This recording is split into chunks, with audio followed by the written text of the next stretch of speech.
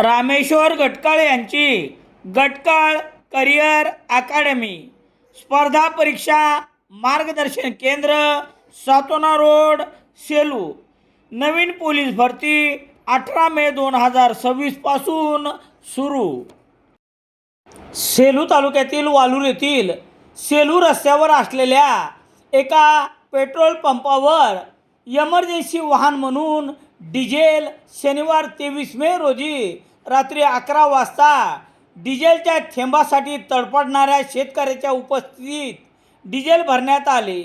ते वाहन कोणाचे आहे? या वाहनास इमर्जन्सी कोठा असेल तर एवढ्या अपरात्री डिझेल भरून देण्याचे कारण काय, असा प्रश्न वालूरच्या नागरिकासह शेतकरी विचारत आहेत.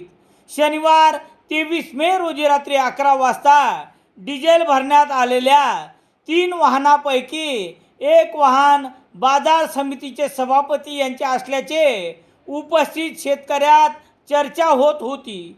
मग या वाहनासोबत अन्य 2 वाहने कोणाचे होते?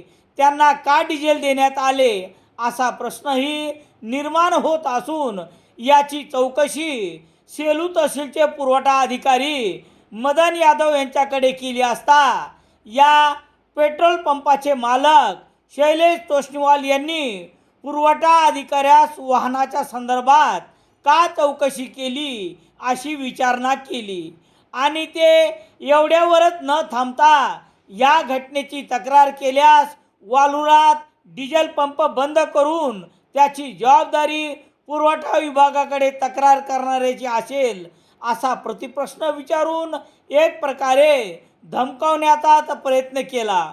वास्तविक पाहता परभणी जिल्ह्यासह राज्यातील काही भागात उद्भवणाऱ्या डिझेल टंचाईच्या काळात शेतकऱ्यांना रात्रंदिवस डिझेलसाठी ताटकळत ठेवायचे आणि दुसरीकडे शेतकऱ्यासमोर इमर्जन्सी वाहन म्हणून एक नाही तर 3 वाहनात डिझेल भरून द्यायचे. हा माज पेट्रोल पंप चालकाला आला कुठून, याची चौकशी आणि त्या वाहनात रात्री 11 वाजता का डिझेल भरण्यात आले, याची चौकशी झाली पाहिजे, असे शेतकरी बोलत आहेत.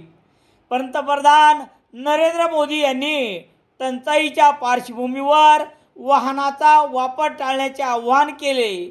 त्याचे देशवासीय काही प्रमाणात अनुकरण करतात, पण भाजपचेच कार्यकर्ते रात्रीतून 3 वाहनात डिझेल भरतात. हा विरोधाभास हास्यास्पद तर आहेत, पण याची चौकशी देखील व्हायला पाहिजे. काक्रोश जनता पार्टीच्या प्रदेशाध्यक्षपदी रविराज साबळे पाटील यांची निवड झाल्याबद्दल हार्दिक शुभेच्छा. शुभेच्छुक काँग्रेस जनता पार्टी सेलू.